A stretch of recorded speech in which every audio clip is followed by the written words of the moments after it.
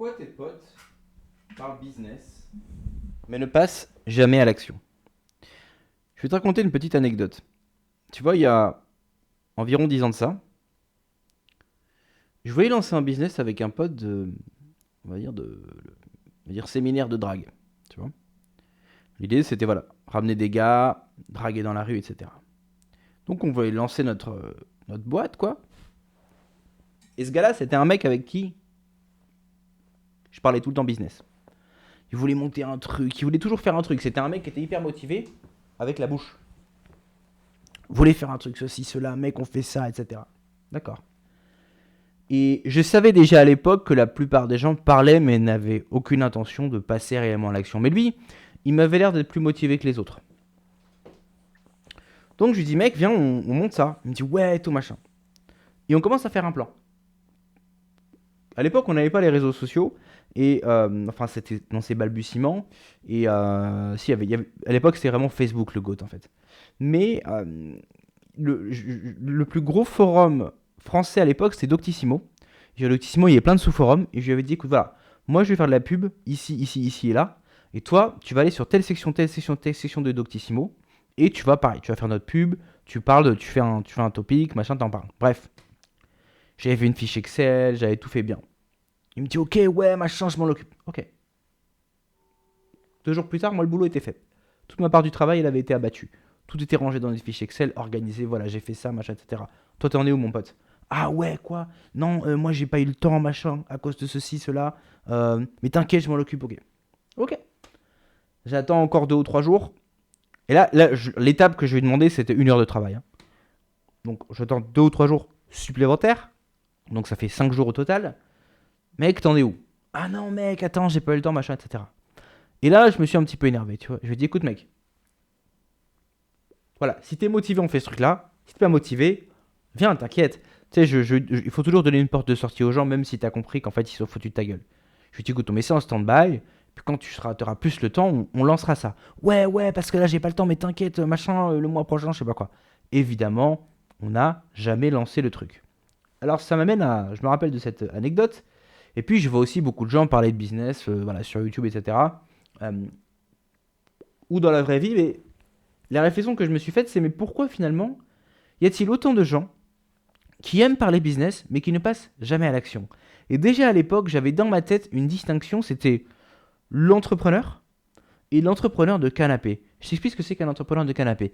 C'est quelqu'un qui a un job qu'il n'aime pas, qui fait des études qui le saoulent, et qui va rentrer de son travail donc, ou de la faculté, et avec des potes, ils vont se mettre dans un canapé, ils vont discuter business.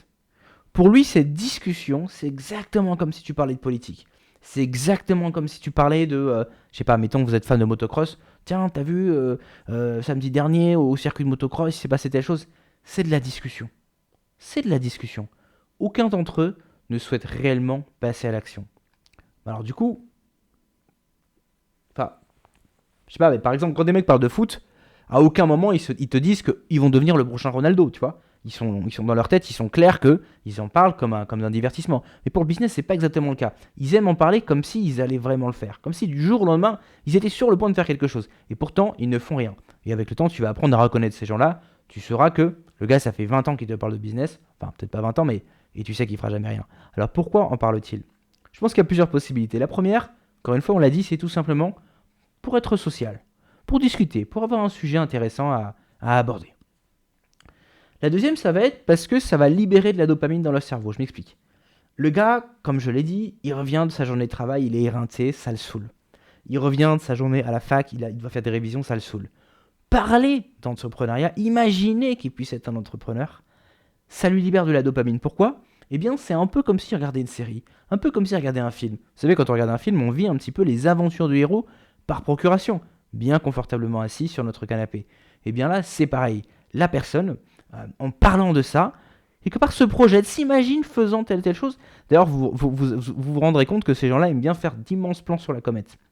Ils ont tout planifié à 10 ans à l'avance. On va faire ça, après on va faire telle chose, après on va faire ça, et ça va se passer ça, après on fera ça, on fera ça, on fera ça. Ils ont 1 million de plans sur la comète et ils finissent toujours par dominer le monde avec une énorme société. Donc ils aiment, vous voyez, c'est une vraie aventure pour eux. Mais c'est du divertissement. C'est un livre qu'ils sont en train d'écrire. C'est pas vrai. Quand le gars, tu lui dis, ok, on le fait. Là, tout de suite, non mais attends, pas tout de suite. Là, il est plus très sûr de lui. Il change de sujet. Ouais, attends, dès que telle chose, je m'y mets. Dès que j'ai cette promotion que j'attends, je m'y mets. Dès que j'ai fini mes partiels, je m'y mets. Ils vont toujours attendre. Évidemment, ils ne vont pas s'y mettre. Ils cherchent juste une façon de ne pas perdre la face aujourd'hui, là, tout de suite, à un instant T, pendant la discussion. Donc ça, c'est la deuxième chose. C'est parce que c'est pour vivre par procuration. La deuxième chose, je pense que c'est pour se laisser des options. Qu'est-ce que j'entends par là? La personne, on l'a dit, a un travail qui ne l'excite pas particulièrement, poursuit des études qui sont chiantes à mourir, et il ne compte pas vraiment arrêter ce qu'il est en train de faire parce que c'est risqué, parce qu'il ne sait pas vraiment par où commencer, etc. Mais il veut se rassurer, se dire qu'il a des options. Se dire, si demain je perdais mon travail, si demain je voulais quitter mon travail, je pourrais faire ça. Mais je ne vais pas encore le faire aujourd'hui. On va juste en parler, comme ça me permet d'imaginer comment je pourrais faire. Et quand je suis rassuré, c'est bon, je peux aller me coucher sur mes deux oreilles. D'ailleurs, il a été prouvé, scientifiquement donc, que le fait de parler de vos projets à vos proches diminue les chances de réussir. Les chercheurs estiment que c'est parce que le fait d'en parler déclenche de la dopamine et donc vous donne une récompense immédiate. C'est-à-dire que si vous vous dites par exemple je vais construire une table, le fait d'en parler, ça vous donne déjà une certaine récompense et donc vous n'avez plus vraiment besoin de construire la table pour avoir la vraie récompense. Alors que celui qui n'en parle pas, eh bien la seule façon d'avoir la récompense, c'est de construire la table. Tandis que celui qui en parle, il a déjà sa récompense, comme dit la Bible. Oui, et c'est pour ça en fait que ces gens en parlent, c'est pour ressentir ce plaisir-là. Alors, vous en tant que véritable entrepreneur, quels sont les risques à fréquenter des gens comme ça, plus ou moins ne pas être capable de discerner les parleurs des faiseurs?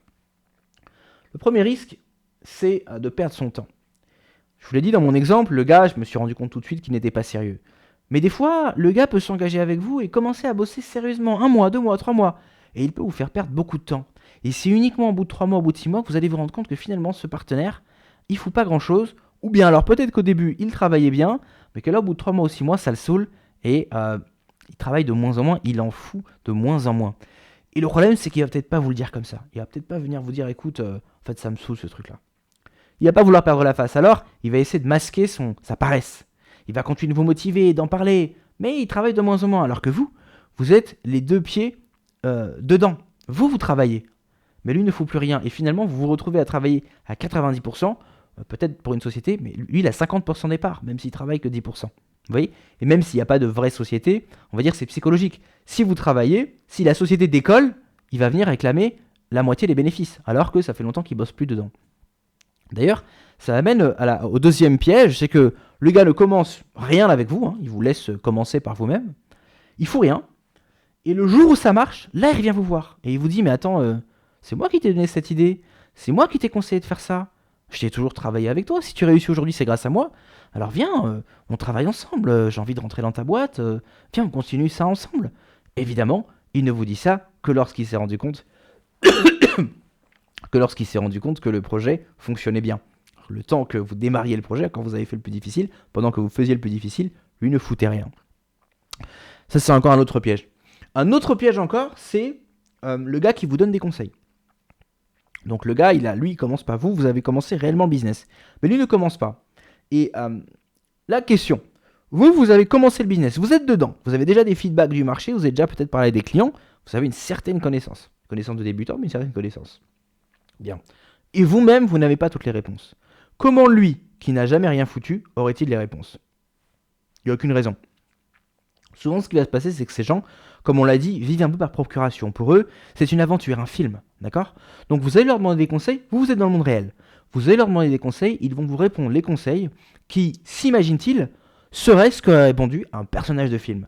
Par exemple, le gars, il a vu le Wolf of Wall Street, et consciemment ou inconsciemment, ça lui a mis des trucs dans la tête, et il se dit, un vrai businessman, ça fait comme ça, comme ça, comme ça. Il n'en sait rien, parce que son seul référentiel, c'est un film. Mais il a des références dans la tête, consciemment ou inconsciemment, et ce qu'il va vous répondre, en fait, c'est ce qu'il s'imagine qu'aurait répondu tel personnage de film. Rien de tout ça ne se base sur le réel. Et si vous écoutez ces conseils, vous pouvez aller droit dans le mur. Donc, vous voyez, c'est très important de ne pas perdre de temps avec ces gens-là, et à un moment donné dans votre vie, de vous rendre compte que vous avez peut-être l'impression d'être avec des potes qui parlent business, mais en fait, dans le lot, vous êtes peut-être le seul vrai businessman. Quand je dis businessman, ça veut dire le seul qui est prêt à lever le cul de votre chaise et commencer à faire des choses. Et quand vous allez commencer à faire des choses, vous allez voir que des gens pour faire des choses, il y en a très peu. Mais des gens pour vous donner des conseils, alors là, il y en a une armée. Ils sont assis et ils vous disent t'aurais pas dû faire ça, t'aurais pas dû faire ça, t'aurais dû faire ça, t'aurais dû faire ça, fais ceci, fais cela. Eux ne faisant évidemment rien. Vous connaissez cette expression, les conseilleurs ne sont pas les payeurs. Et là, c'est vraiment ça. Donc attention à ça. Moi, si je peux vous donner un conseil, c'est ma psychologie. Si vous commencez de zéro et que aucun de vos potes ne sont de vrais entrepreneurs, commencez tout seul et n'en parlez à personne, tout simplement.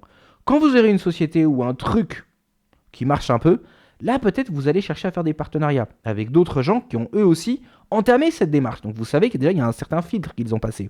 Là vous pouvez faire des partenariats. Mais quand vous êtes au niveau zéro, il y a 99% de chances que vos potes n'y connaissent rien. Donc déjà au niveau connaissance, ils ont rien ils savent pas. Mais même n'ont même pas le mindset, la volonté de faire. Vous êtes avec des zéros, vous êtes avec des parleurs. Donc ne parlez pas de vos projets à ces gens-là. Commencez en secret et uniquement lorsque vous aurez réussi, là vous pourrez revenir les voir et dire j'ai réussi. Et même si je peux vous donner un conseil, ne revenez même pas les voir. Continuez votre ascension et restez discret sur ce que vous entreprenez et surtout sur ce que vous réussissez. Voilà, chers amis, j'espère que cette vidéo vous a plu. Si l'entrepreneuriat online et offline vous intéresse, n'hésitez pas à vous abonner, n'hésitez pas à poser des questions en commentaire. Et sinon, on se retrouve la prochaine fois pour un épisode sur Empire Digital. Ciao.